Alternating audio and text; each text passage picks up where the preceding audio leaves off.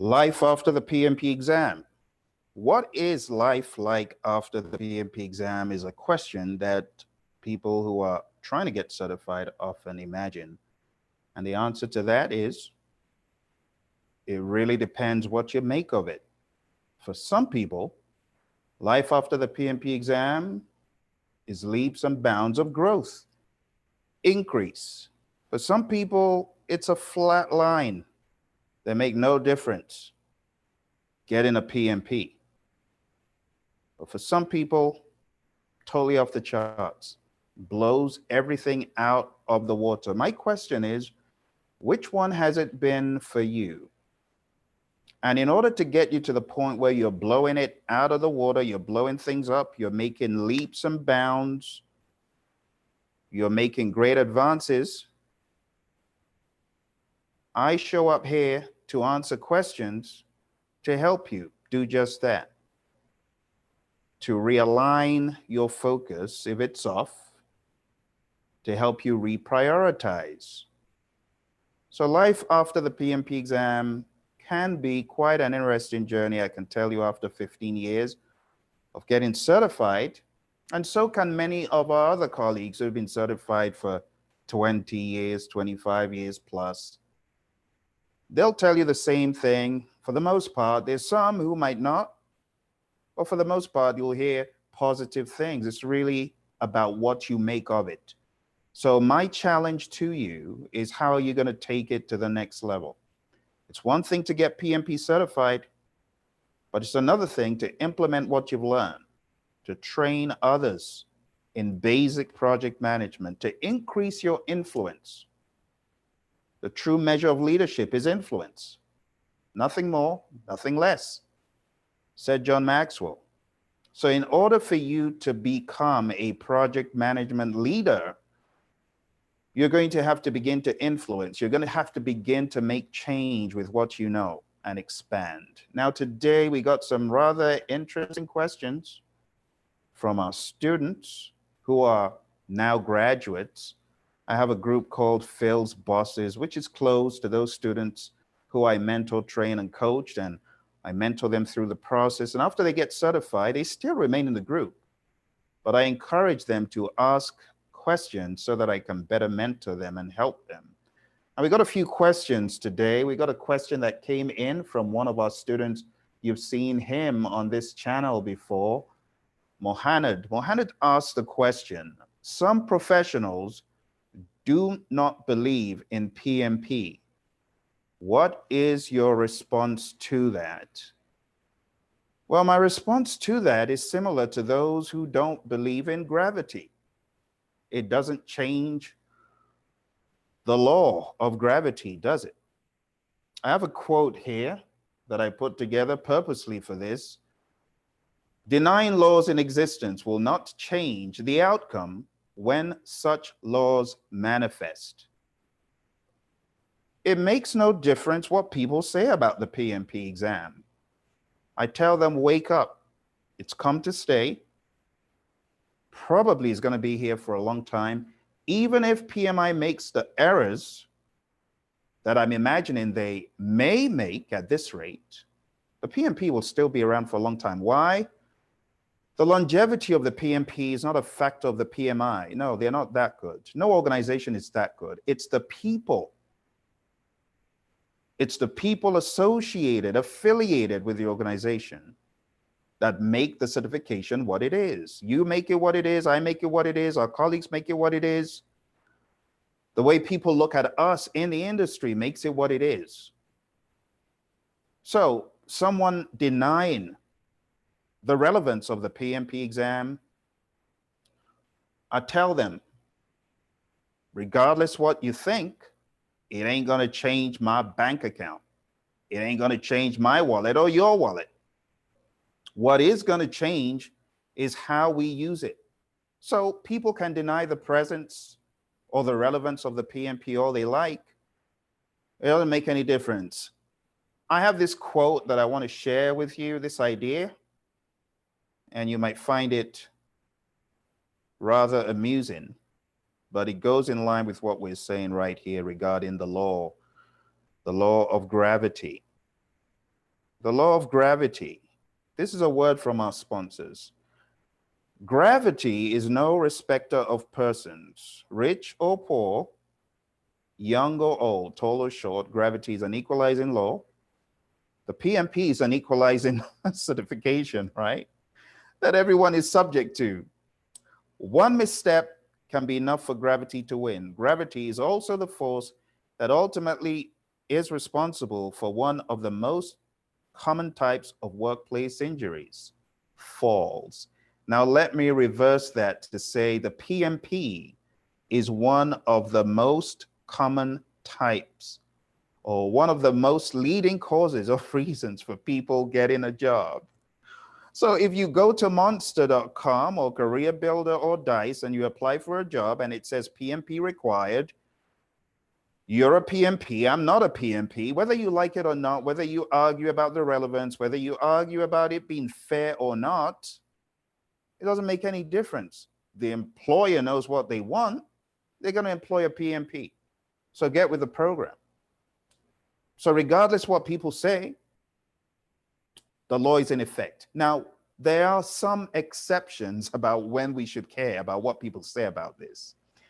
So I want to give you a tongue-in-cheek look at this based on what you already know from your PMP exam. This will be a refreshing look at some of the concepts that we tackled as we got certified. Sound familiar? Low power, low influence. You got people, they have low power in your life, low influence. Why do you care? They got low power, they got low influence. They're low influence stakeholders and they do not count. So just ignore them. What about these who have a poor attitude? These are generally negative people. They're haters, haters of progress. They're people who must disagree, even though the truth is staring at them that the PMP is relevant. They disagree. They're blind to reality. That's what I call those people. And then you've got people with a great attitude, generally positive. They're lovers of progress. They like seeing your progress, and you can tell. Because when you put this stuff up on LinkedIn and you say, oh, I got certified, you know those who are for you. You also know those who couldn't care less.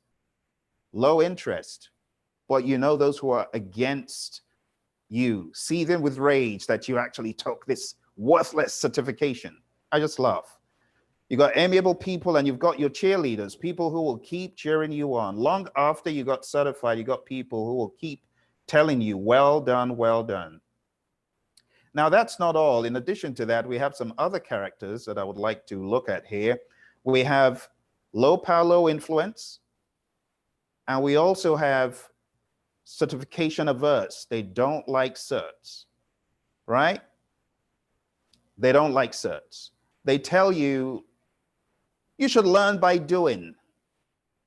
As one of my previous managers told me, that certification, that thing that Mary has, why do you want to get that? You cannot replace my experience. You see, he looked at it as an assault on his person. The way he spoke to me that day, I was a little bit taken aback because I'm like, dude, it's just a certificate. What's all the animosity about? Apparently, he had issues trying to prove he was better than someone else who had it. It's like, why do you want to get it? You cannot compare my 25 years of experience in the engineering industry to a sheet of paper. Don't do it. And that was it. And he wasn't going to put any money down to help me. I was just looking for some money to take the exam, to go for training. And as a result of that, I had to struggle on my own to take my PMP. Sounds familiar to some of you? We call those people certification averse. For those people, you need to do nothing. Don't do anything. Just leave it alone. There's some people that will tell you, leave PMP alone, organized PM is hype. PMI, profit organization, that's all they're about. They're hopeless. Look, such people are just plain certification averse, ignorant, or negative. And I would leave such people alone. I wouldn't even bother about them because no amount of talking is going to change their mindset. They just got a warped mindset. So for people who say PMP is no good, they don't want to acknowledge it, I look at them as people I can put on one of these stakeholder cubes, right? You're always going to get people who are for you. You're going to get people with a high level of power, right? You're going to get people with a low level of power, and you're going to get people with a high level of interest. If we put interest here, and we're going to get people with a negative or positive attitude if we put attitude here. And you do know this is a stakeholder cube, of course, but I look at this through a project manager lens, all right? Everything I do in life these days, I look at it from a project manager lens. So more than anything else, as I'm looking at people criticizing, they're either going to be here. These are the positive people, but you also have the ice cold people over here, the negative people. So you've got people that can influence your life. They're positive, right? People with a high level of power that can influence your life and are positive and are interested in what you're doing. Here, see, they have a high level of power. They have a high level of interest, and they've got a positive attitude. This is positive attitude. This is negative attitude. So without making it so project management related, Mohannad, I thought you get a kick out of this, because if you look at it from a project manager lens, these are the people you really care about. These ones you should keep your eye on. But those who have a high level of power, high level of interest, and they're negative, you need to think a little bit about them. So you got some people who are back here. These ones, keep your eye on them. Personally, if I try to mentor or coach those people, or I tried to influence them in some way to bring them over to the side of supporting the world of the PMI, that's good. But honestly, sometimes it's just better to leave such people alone. Don't mention it that much. More than anything else, let the walk that you walk as a project manager be the talk. So, I mean, without mentioning PMI and all that, people see you're getting stuff done. People see you're moving, you're affecting the organization. Remember, the true measure of leadership is influence. So if you're able to influence through the great project management you're bringing to the table, you'll be able to make a huge impact, even without saying a word. That would be my advice as far as that question is concerned. Very good question, Mohannad. And, you know, I know Mohannad's question is coming from real world, because he probably has realized not everybody is for him. So some professionals do not believe in PMP. What's your response? It's a rather colorful response. You've got some people that just don't believe in certifications. They're not malicious. They're not bad. They're just neutral. You know, like in your SEAM, Stakeholder Engagement Assessment Matrix, you got people who are neutral right there in the middle. They're not malicious. They just don't believe in it. And for people like that, why bother? You know, so you got to just leave some people alone. No amount of convincing is going to help the matter. All right. Very good question. Let's go to our second question here. We got another question from one of our PMP gurus. I meant to show you this before I go to that question. I look at Mohannad's question from this lens, right? Are you going to waste time with these people, or these, or these? Or are you really going to be thinking about these ones? You know, that's how I view these things from a project manager lens. All right. This next question is from Brittnee, and you might have heard Brittnee on this channel once or so with her lessons learned. Typically, you see PMPs in spaces like IT, healthcare, insurance, finance, and so on. What are your thoughts on PMI appealing to broader markets, and how could the PMP help in more creative spaces? It's a very good question, Brittnee. Actually, the PMP and the PMBOK guide and all that the PMI has put together has over the years permeated into a lot of industries. I remember some top beauty brands being mentioned in the area of project management because they employed so many project managers out in New York. And I don't want to go into naming any firms, but I can name one firm that we trained. Emily and I went out to train these folks out in Canada, and they're known as Lush Cosmetics, an awesome company. I have used their products. They've got some pretty interesting products. But it will amaze you as to how project management is being used, even in the beauty industry, across many, many industries. In fact, before I came on, I sent a message in the group, Brittnee. If you look in the string, You'll see I left a message to Emily. Emily, not the Emily who trains with me, another Emily who was a student of mine, now a PMP, but in her firm, they used project management pretty heavy. And I'm talking about product-oriented project management because they had products and they needed project management to back up those products. Another student who comes to mind now, PMP, is Sophia. Sophia worked in one of these firms out in New York that employed project management, and she did a lot of process and system engineering and stuff like that, and enterprise excellence, all that kind of stuff. So it is alive and well in various industries. Now, some of the industries, I cannot bring them all up on the screen, but I'll just speak from my own personal experience. One of the industries people would not imagine project management is in is the gaming industry. Making video games like World of Warcraft, you know, the likes of EA and firms like that. Akamai is well known in the gaming space for stuff they do in terms of storage and IT.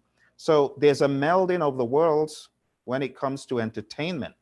And with that said, the PMI actually has some links. I want to share some of those links with you, my friends on YouTube who may be watching eventually.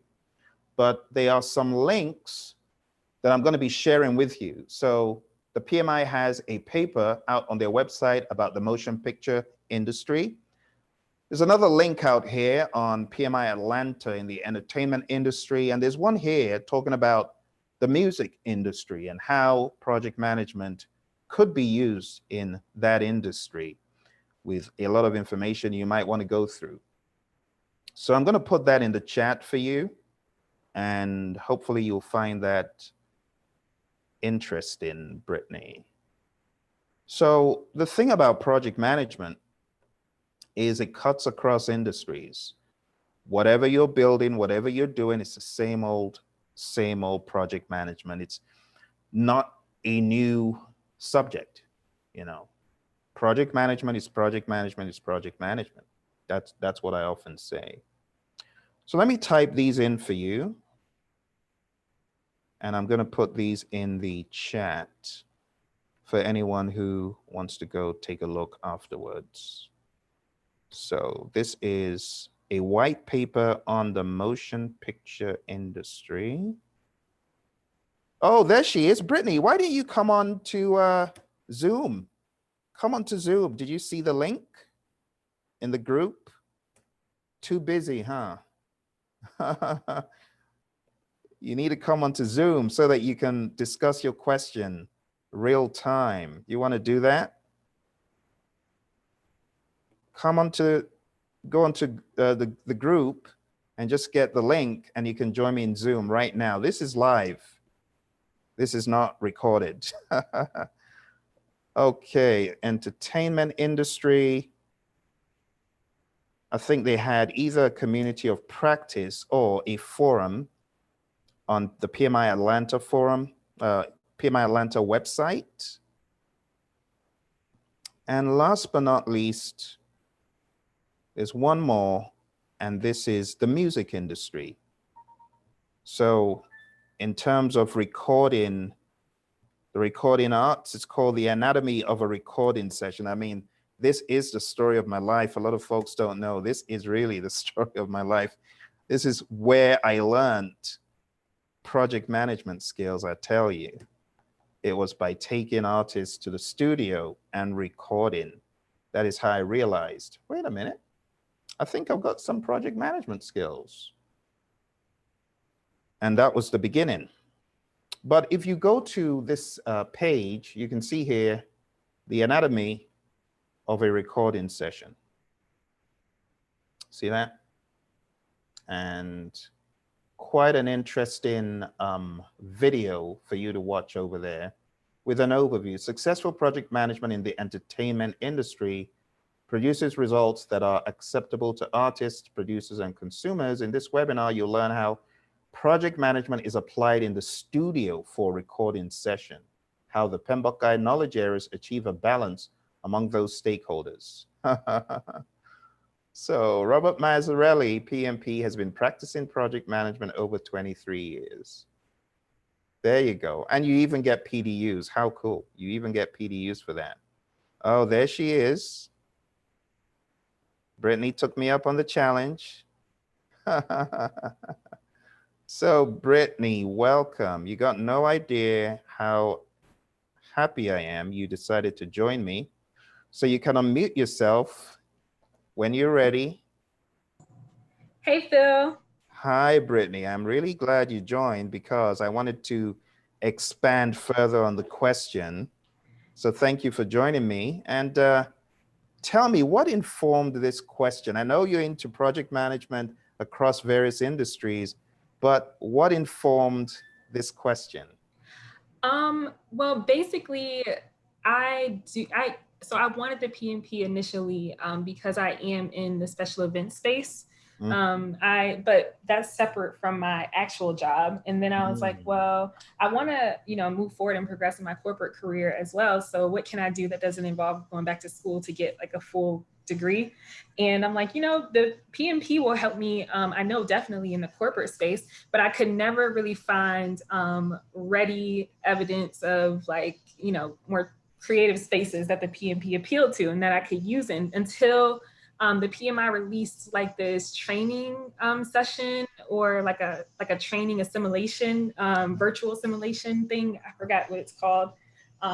Like last November or December to prep students for the pilot. And so like a couple of those simulations were like, one of them was a music festival, like a global music festival. I remember that. I went through that. That was kind of fun. Yeah, so I was really excited. Actually, I was calling on my friends and telling my friends, I'm like, this is the first time that I actually see kind of what I want to do represented, directly on like PMP stuff. I know I've heard people talk about it before, but I've never seen like the PMP references. So I just wanted to get your opinion on it. Yes, absolutely, Brittnee. And I know that very recently the PMI, they put out, I don't know whether it was a white paper or a document regarding a number of industries and the up and coming project managers of the next generation and the different industries that we're in. I found that to be kind of interesting.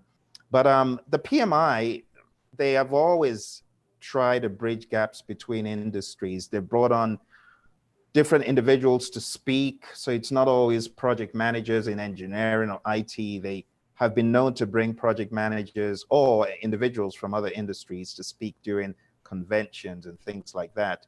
So my advice to anyone, let's go back to your question. Let's go back to our presentation here. So yeah, typically you see PMP in spaces like this, and thoughts on PMI appealing to broader markets. It actually should. In my mind, being a PMP just illustrates that you understand the full gamut of possibilities of all the moving parts of project management. And it takes a curious mind, I should say, to begin to pick at the different pieces of different knowledge areas and to identify and investigate, how can this help this industry? Where are we lacking in our project management in this industry or this space that I've seen? And how can I take from the knowledge areas and how can I tailor them, narrow them down, expand them to do better as far as this piece of project management is concerned as it pertains to my industry? You know what I'm saying? So yeah, when I was filling out my application to sit for the PMP, initially I had trouble filling out my experience because while I do have a lot of PM experience, it was, like I said, more creative experience, and I didn't see that readily represented. So I, did my best to fill out my application, and it was approved and it was accepted. So I guess I did a good job in, translating how the process groups helped. So absolutely, and that's really what it is, because every project, whether it's catering project or it's a moving project or it's a music project, it's gonna follow the need to initiate, plan, execute, monitor, and control and close. And my idea, I've got a different mindset when it comes to this. My philosophy is scale it down as much as possible as though you are almost making it so easy that it's unbelievably easy, but powerful when done. So for initiating, I'll just look for some record of initiating the project. For planning, I look for some record of planning the triple constraint. So I would look for schedule, cost, scope, risk, quality. You know, everything else, it comes with the human interaction. You got communication, whether you like it or not. You got resource management, whether you like, you know, so it's how can I scale it down to manage these pieces smarter? Not give my team more work, but just manage it smarter. Not give myself more work, but manage it smarter. You Yeah, know, no. and then, you know, executing, referring back to your plan. Or, you know, you were in Roy's class when we did the agile stuff, right? Yes, I was there. Yeah, so you remember we talked about a Kanban board. A Kanban board will be a great thing to use in your space, in events, in You my know, mind. when we did that training, we actually talked about more creative ways to use the Kanban boards. And I used Kanban board maybe for a couple weeks during studying for my Wow, exam. nice. I didn't keep it up, but I actually really liked it. Lovely. Yeah, the Kanban board, I'm telling you, the Kanban board, true story, you know, and incidentally, I have these on my desk. I didn't know we're going to talk about these, but these are books I wrote. So this one is called Getting Rich in Project Management. Mm-hmm. This is called Project Failure, 7 Symptoms and Several Remedies. The honest truth is I would not have written these books if not for my Kanban board. It was my Kanban board that kept me on track to write this and about 8 other books. I've got about 8 books. And over a period of 2 years, I was able to knock them out by using a Kanban board. So I absolutely subscribe to it. I got so much done using it.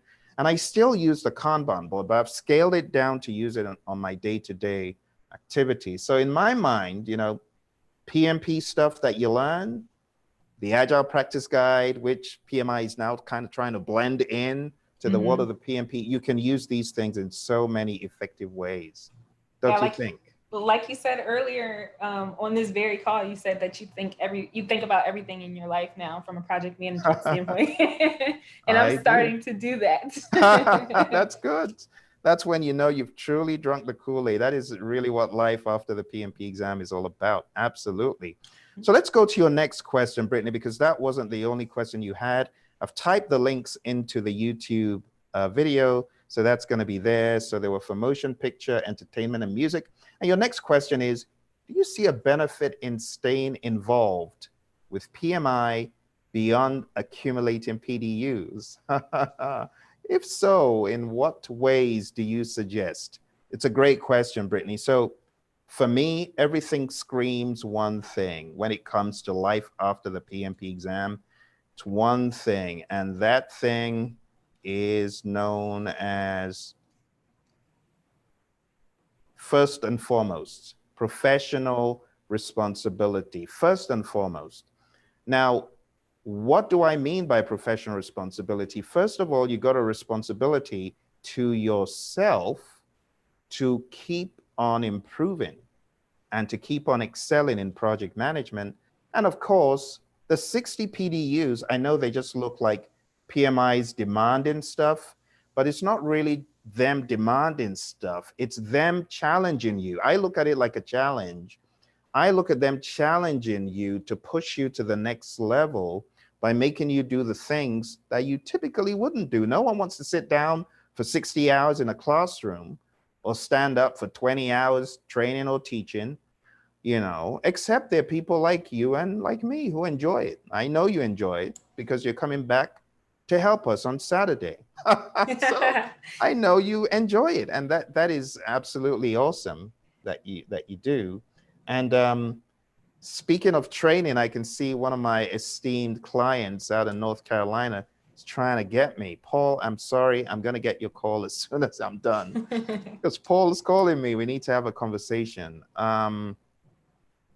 So this is an esteemed client. This is one of the first times I take this. Hello, who's speaking? This is Phil. Hi, Phil. My name is Jennifer, and I'm calling from the company. Oh, I thought you were my stakeholder. So I'm live on YouTube in the middle of a live stream right now. And I took this call because I thought you were my client, Paul. You know what I would like you to do? Call again, leave a voice message. I'll get back to you. Thank you. All right. You know, this is a very good example of life after the PMP exam. There's some clients, you just got to get them because they're so important. And it ended up not being Paul, but I knew that Paul was meant to call me because we've done so much training. But going back to the point, Brittnee, you know, in my mind, I look at professional responsibility as being the foundation for everything. And that's why, Brittnee, I'm going to guess, that's why you came on Saturday to help us. And oh my goodness, can you imagine if you were not there? All the value you added to those people. Oh my gosh, you would have been completely fine because you're the best trainer, I thought you were coach. going to say, oh my goodness, you would have been submerged. Of course I would have been submerged. You would have been submerged. Yes, you would have been. Because you added tremendous value. You taught people, you mentored them, you coached them, you helped them, you read the PMBOK guide, you kept them focused because they were, you know, when people have questions, they're concerned. Oh, is he going to answer it? And you're just knocking them out of the park, you know, swatting them like flies. I'm like, thank God for Brittnee. I wish she could be here every week. Oh my gosh, I actually wanted to follow up on that with you, like some takeaways. So I remember being on, you know, training sessions with you and like us typing in, like us classmates typing in questions and we're like, he can't answer everything. Oh my gosh, but we need, you know, we feel like we need all of our answers right now. And like we get paranoid and anxious. So I know. I was thinking if that's we would have why had you need to come back again and again. And your other friends who you know, you got this the secret mysterious group that Holly alluded to, and she didn't want to mention any names. Holly, if you're watching, you got to spit those names out, and each of you needs to come back to help. It was everybody from our class. I'll try to get everybody to come back. All those names that Holly didn't want to spit out, we're going to learn who those people are. But you know, Phil, I think I'm a bit crazy. I think I might be just, you know, one in a few that want to continue on, like having the PMBOK guy close and talking about this stuff. No, it's professional responsibility, Brittnee, and I really admire and I really appreciate what you did because you were not just there because you didn't have anything else to do. You have tons of things to do, but you were there because you thought of your classmates, the people you'd left behind. You know, there are many people like, Brittnee, help us. And, you know, that empathy, I mean, look at Chen. Chen was saying, I wish Brittnee could be my study buddy. Do you remember that? Yeah, he did say that. Say that. And you are so gracious and kind to be there and to help people. So Brittnee, in my mind, getting PMP certified is one thing, but it's another thing to have the understanding that it is our professional responsibility to want to help people. It amazes me how a lot of our students, a lot of the folks who get certified on my watch, they are hungry to give back. And, you know, for me, it's just being a river. Like you folks want to be a river. You just want to give. You don't want to keep it all. So what are you going to do with all of the 756 pages that are now in your head and all that experience? You know, the experience has more value. Yeah. When you translate it, you get what I'm saying? Truly, it does. And I just think that that's even more of a testament to how genuine and how honest and how great of a coach and mentor that you are. You know, even people that just watch your YouTube videos that don't even sign up to take your classes directly, they get so much value from just your YouTube videos, you know, and then to come onto your training session, you're so passionate about teaching us. Like, it's like, how can we not then be passionate about helping other students? You know? Thank you, Brittnee. I'm glad it's translating because it's all keeping the love flowing. People need to feel, look, there are times when I am almost breaking down, when I hear people's sad stories. I can't, you see, this is why I get really upset when I have these wolves in sheep's clothing saying, you don't have to read the PMBOK guide, you can read this. I know. There's so much content and instructors out there that stress you don't have to read the PMBOK guide. And you were the only person, you know, that I found consistently on YouTube when I was searching for help that continuously referenced, go to the guide, you know, go to the PMBOK, look in your PMBOK, read your PMBOK. Don't just take what I say, you know, as truth, read your PMBOK. And I'm like, okay, this guy, he's on to something. Let me sign up for his class. Thank And you. it's Brittnee. the I mean, change. It's the that's change maker. thank you. I mean, that's just the honest truth, because I've been through so many phone calls. I've been through students doing foolish things. I mean, till today, I remember a student, I was driving from Atlanta to Dalton, Georgia. I was going to one of these companies owned by Warren Buffett's Berkshire to train them. And I remember this drive so well, because in the middle of the drive to Dalton, to Shaw Industries, I get a phone call, and it's a student in a lament. And here I am going at almost 80 miles an hour. And this guy, I put him on speaker, and he's in a lament. And I'm like, why did you do it? He said, Phil, the very thing you told me not to do, I did it. And all throughout that 1 hour drive, what am I doing? I'm helping him to see from a different perspective and not feel crushed. He felt so crushed and discouraged, like his life had come to an end, because he had lost a job, was trying to get on a new job, and here he is, he blew $550. Oh. So when I get experiences like that, there's so many experiences I could tell you about. It just makes me feel bad. I'm like, why did you blow $550 of your money? I told you, don't do it. Read the thing. Take the mocks again. You see what I'm saying? This is why a lot of people would still stay plugged in some way to add value, to help people. You know, there's a number of students I could mention, but there are many of them that say, when I get certified, I want to help people. Phil, you're good, but I believe there's a bit that I have that I can add to what you do. I can come at it from a different angle. I can come at it from engineering. I can come at it from the beauty industry. I could come at it from a more pragmatic perspective from this industry, and I can help you.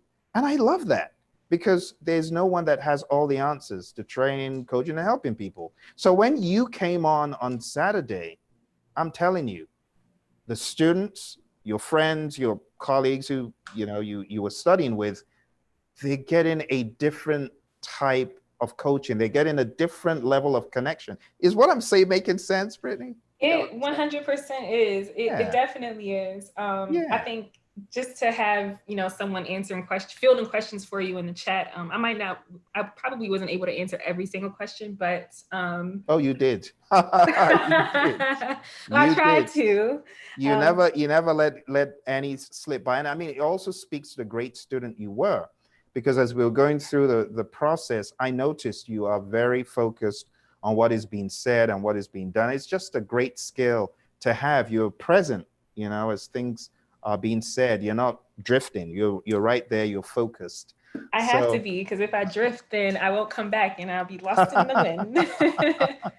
wind. Oh dear. So Brittnee, really, to answer this question, the benefit of staying involved, I don't want to go all scientific on you, but science will prove that you get certain benefits when you give intellectually to other people that are struggling. When you do good, when you give of yourself, good deeds, good acts, it creates these hormones that give these good vibes and good feelings, and that you've truly done something that has helped someone. It just takes you to a whole new level emotionally. And does. Doesn't it? It does. It feels really good to know that I'm helping people. I mean, I love helping people, but to help someone accomplish, such a feat, like as understanding even one concept from the PMBOK guide is like a win, a huge win in my book. And I'll do that, all day, every day. So there you go. There you go. So to build a little bit more on that, Brittnee, my suggestion to people who are certified is to help others. It's a very lonely walk for some, Brittnee. I hate to sound all doom and gloom and grim, but it's the reality. A lot of people, they ain't got money. They need to move up. They don't know how to move up. And then you've got some companies that are just doing absolutely foolish things in project management. And you look at them and you feel sorry for them. Those companies are the reason why you want to jump in and help them with the knowledge that you've got. Because you're like, this company, why did they do this? I could help them. I could coach and train them to be better. So taking it a step further, I would say charity begins at home. Look in your company. How can I help them? How can I help them grow?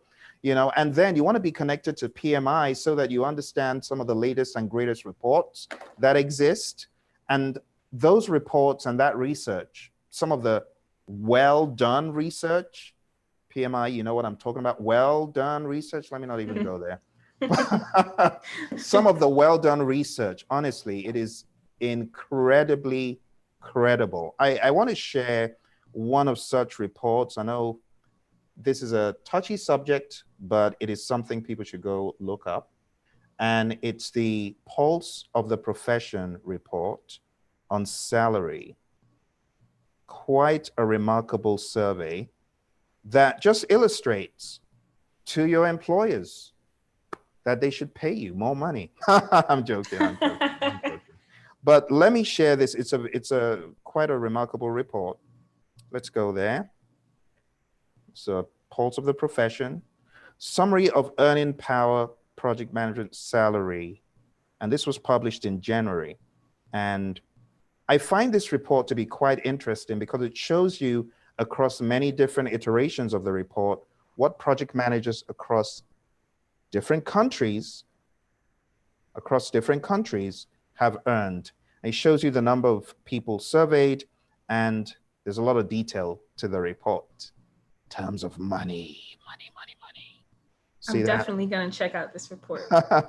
Absolutely. So let me type into our chat here in Zoom, and let me also chat to our friends on YouTube.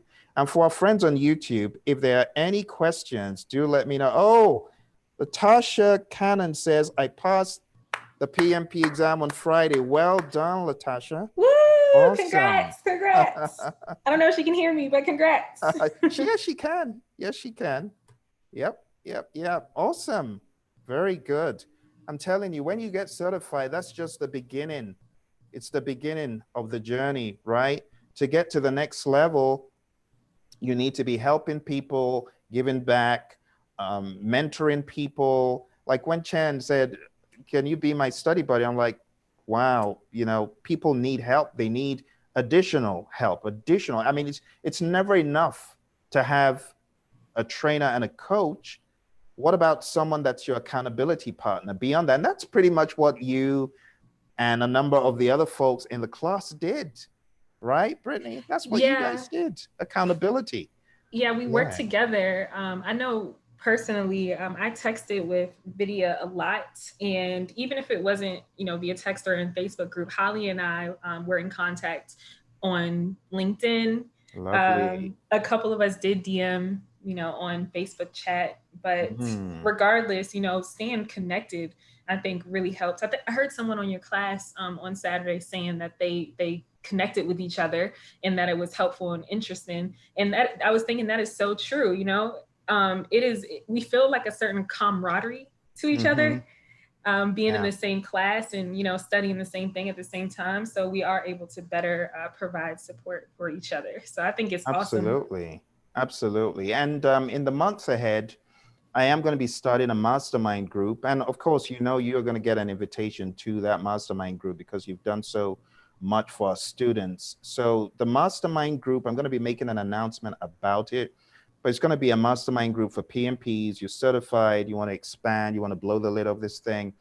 I'm going to be mentoring and coaching folks, PMPs, on leadership, communications, interpersonal skills, and all of those theories that we learned about, we're going to blow them up even more, like theory of the great man and Belbin and many of these other things. And this is also going to help you not only maintain PDUs, because it's not really a PDU thing. It's really about growing and blowing this thing up, going to the next level, finding life opportunities, maximizing them. That's really what it's all about. So we're going to be having that coming up sometime towards the end of the year. But finally, in terms of being involved with the PMI, I also want to encourage those who are certified to do this one thing. Let's go back to the PMI site, their projectmanagement.com. And the only reason why I'm showing this, of course, I don't get anything from the PMI, but I'm showing this because I want people to learn and grow in their industries. So my recommendation, and this is stuff I've done, I'm not telling you to do what I haven't done, but what I would recommend is go to webinars, go to live webinars, and just make it a habit of every quarter, look for a webinar that relates somewhat to what you're doing, you know, for those who are into enterprise Windows migration or waterfall or agile, a hybridization journey. That would be an interesting one.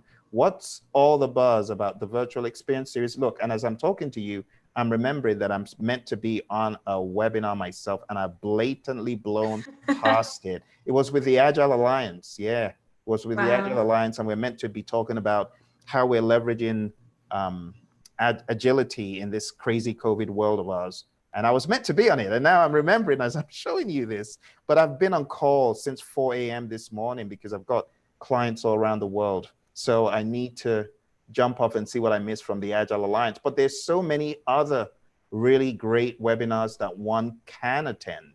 You see, this another one, very appropriate. Leading virtual teams in 2020. And guess what? If you are a PMP, this is free for you to attend. Yeah. And you also get PDUs. Oh, registration is closed. So that's what you need to be careful about, because they shut registration pretty quick. Like once they announce it, everyone's scrambling to join because they got a limitation. You know, that's one thing PMI need to work on. You know, there shouldn't be a limit to, you know, at least get 100,000 people. Come on now, PMI. So there's a 2,000 capacity limit. I mean, for an organization that has 1 million plus credential holders, you'd have thought they would look at 2,000 as a small number. It is. So anyway, but if you're quick enough to join, I've been on a number of these, I've been on a number of the conferences, and honestly, the speakers, they're very, very good in a lot of these webinars. Some webinars, they're just okay, but some of them are pretty outstanding. See, so this is something else I would recommend about staying involved. And then when you become whatever you aspire to in your industry, my advice is to give back, you know, go back and maybe have one of these webinars, you know, and or go to your local chapter and give back. There's so much richness and joy, and there's an experience, a learning experience in giving back.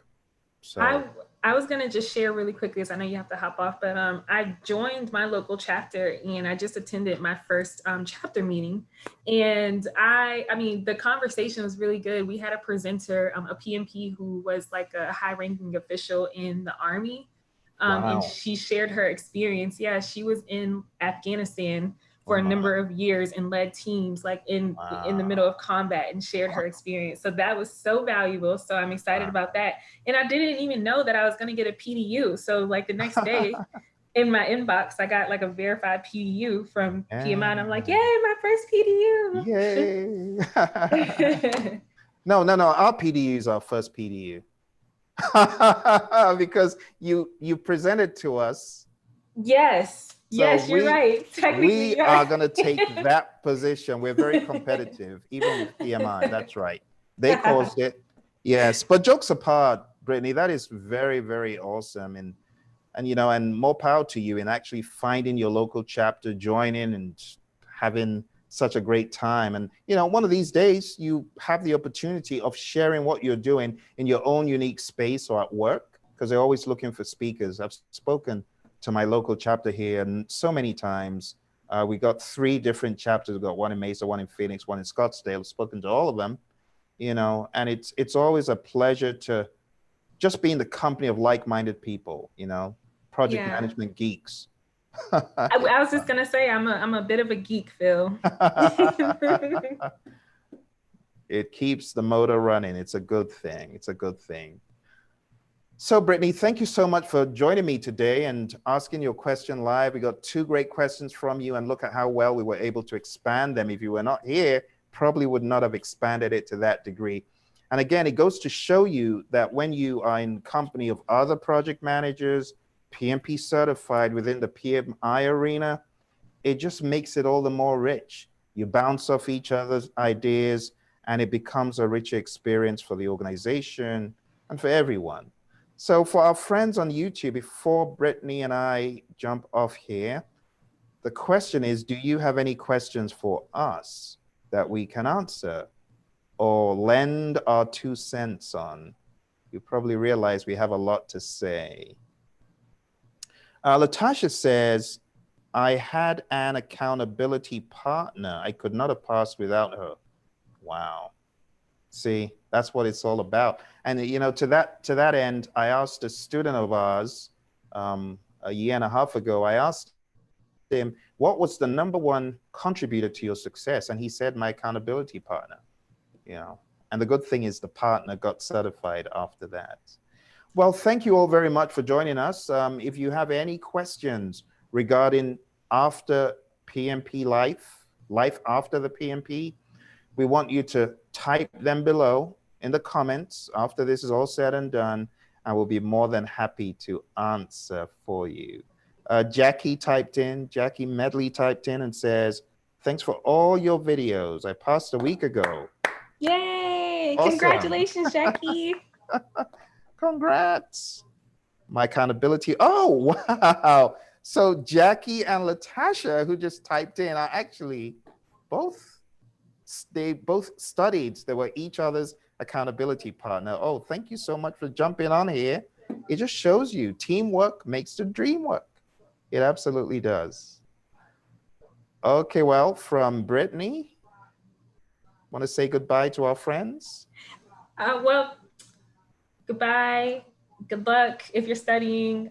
Tune into Phil's videos and take his class if you can. He's seriously the greatest. He helped me pass with 4 above targets like a month ago. So I'm forever indebted to him.